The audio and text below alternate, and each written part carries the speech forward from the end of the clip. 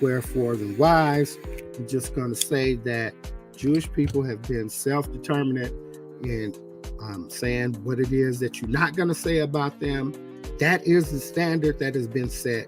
And if you have a problem with that, then your ass will be canceled, period. That's just what it is.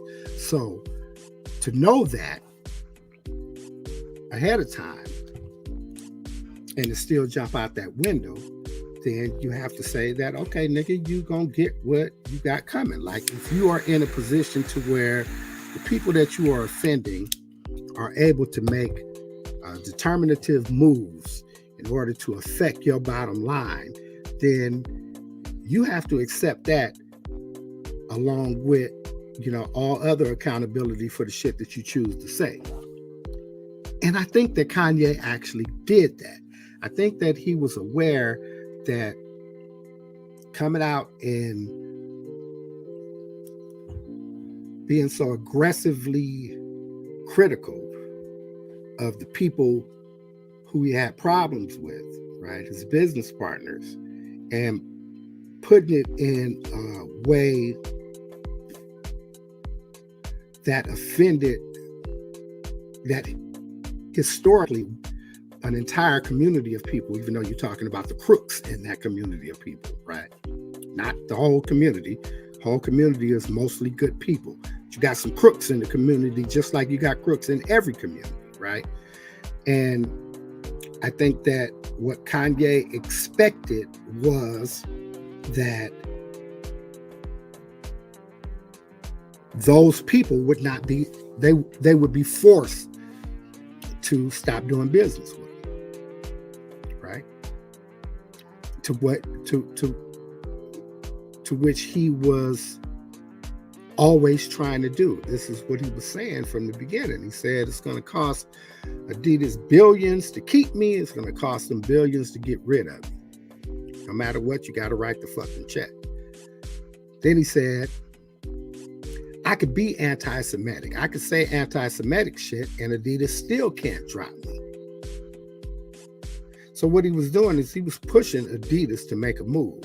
Because again, what you have to understand is that while we're concentrating on dollars generated or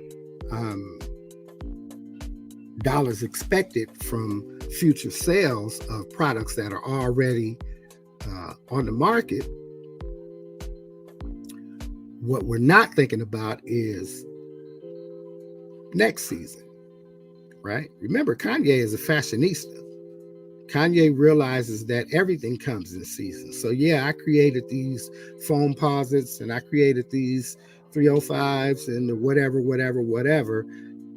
in these last 3 years, but 2023 comes around, I'm not fucking with that shit. No way. That's why we have limited editions of the shit, right? That's why we have limited colorways, right? Because at some point those have to become classics. They have to become rare, and we move on to what's happening next season.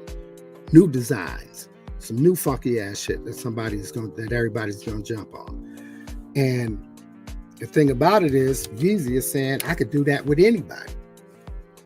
I'm the visionary. My team is the visionaries here. We're coming up with the ideas. You guys are simply executing the ideas with the mathematics and the technological shit, right? It also distributed the product once the product is done. Once the product comes to market, right? We let you put your name on it, like you came up with this shit. So I can go do this shit with Skechers. I can go back to Nike. I can go to New Balance and blow their shit up. This is how Kanye is thinking, because Kanye is thinking it's the Kanye design that changes the shape of the company that he partners with, not the other way around. And I think that where we fail as a community of people, and we're trying to criticize Kanye, is that we have a tendency to think of it from the other way around. We are so used to getting a check, right, signed by somebody else on the fucking bottom right-hand corner, that we don't realize that it's better to be the one writing the check and signing it on the bottom right-hand corner, right? We can't even conceptualize that, right? So where Kanye is saying, I don't give a damn about, I don't care so much about the state of this business right here. We'll let the lawyers work that out. I want to move on. I'm in deals that don't allow me to move on. They keep me in the same position that I'm not feeling. And so I'm going to do what's necessary to get the fuck up out of these positions so that I can move on to my next shit, my next big shit. Remember, the nigga ain't missed yet, right? Everything he said he was going to do, he did. We dotted him every time. So the thing about it is, he, like he says, goes DEFCON 3. He pushes the button, the nuclear button on his Jewish partners. If I go in on you on, being fucking Jewish bandits, right, then your people will make you drop me. What Kanye wasn't expecting was his people siding with his opponents on whatever. Charlamagne the God has, first of all, Charlamagne says that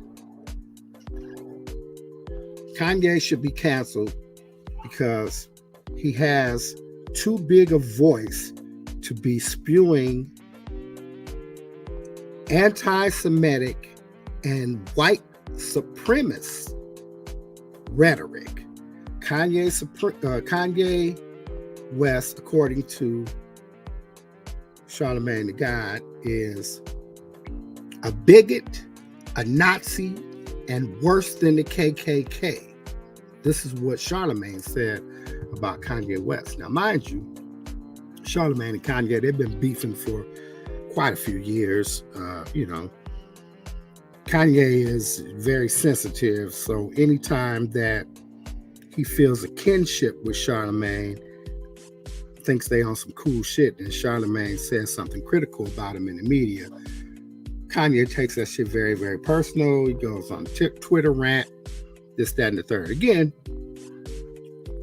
let me be clear. I'm not throwing Kanye any bail about the rants that he goes on and whether or not that shit is crazy, reasonable, or anything like that, right? That's right, Ma.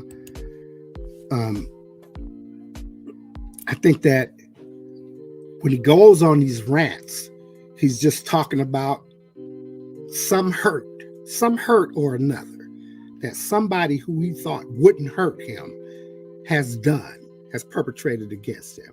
And it comes out all over the place. He rants, it's kind of scattered. But if you listen to him, you generally can understand what the fuck he's trying to say to you and the point that he's trying to make about a particular person, right? It was that way with Kim. It was that way with Kris Kardashian or Kris Jenner. It was that way with when he went through the whole shit with Ray J. Not when Ray J gave him the computer, but when he was on that shit about I'm not standing for nobody talking about how they had sex with my wife and all that bullshit, like out the blue. Ray J hit him with the I hit it first. All these different episodes come from what we understand to be someone who is emotionally maybe not as stable as everyone else, and who feels as though there's absolutely nothing wrong with being expressive as opposed to holding all that stress in and fucking developing an ulcer or some bullshit. On top of that, we have to acknowledge his bipolar disorder and however that might affect things, right? But what kills me about Charlamagne's position is that Charlamagne, number one, is supposed to be so big on mental health, right? And Charlamagne gives no bail for the bipolar portion of this argument at all. As a matter of fact, on one of his podcasts, he actually poo-pooed that idea away. One of his co-hosts actually said something about him being bipolar and maybe off his meds.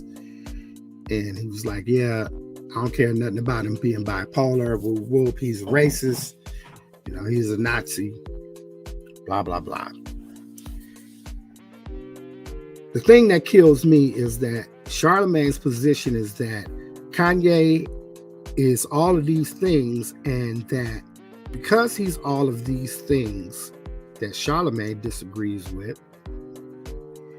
and he has such a big voice, that it is dangerous to allow him to express any of these ideas. So we have to cancel him.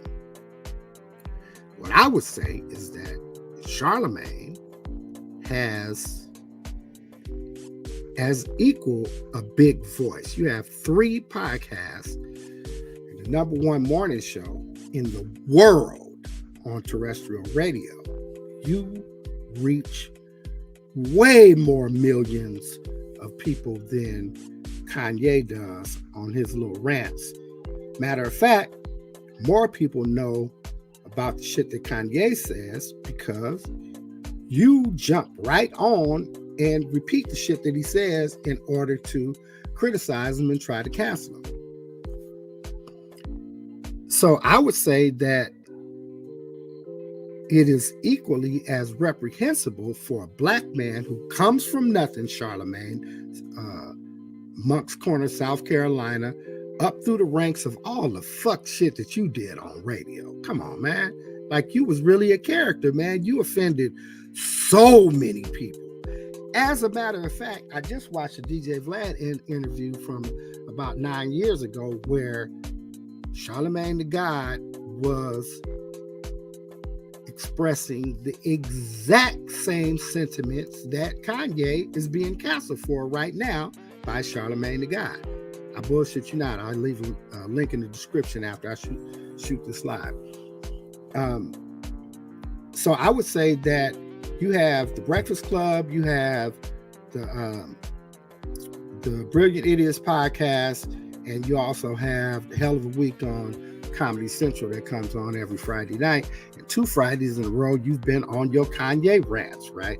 So I would say that it is equally as reprehensible, if not more reprehensible, for a black man who comes from nothing and built himself up through a bunch of fuck shit to be trying to utilize as big a platform as you have to cancel another black man.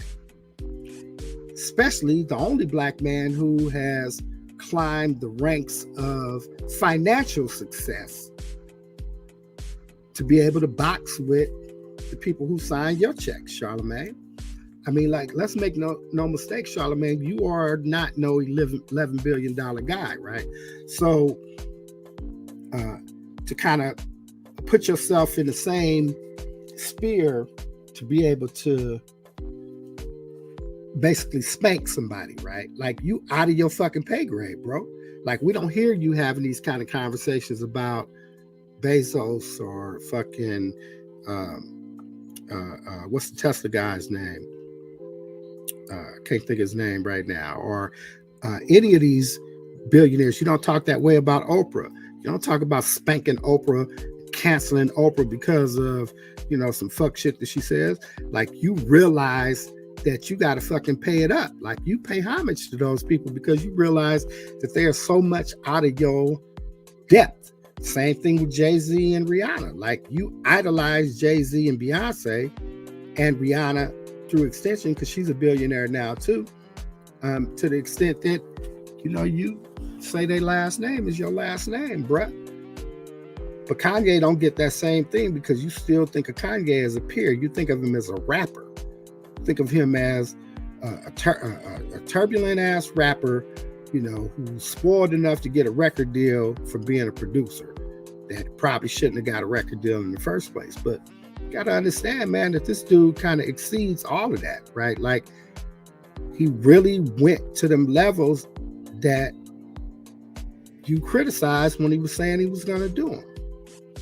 And so now it's almost like it's a specific type of hate that you have for the guy that you are going to be the one. You're going to be the black man to take the richest black man down.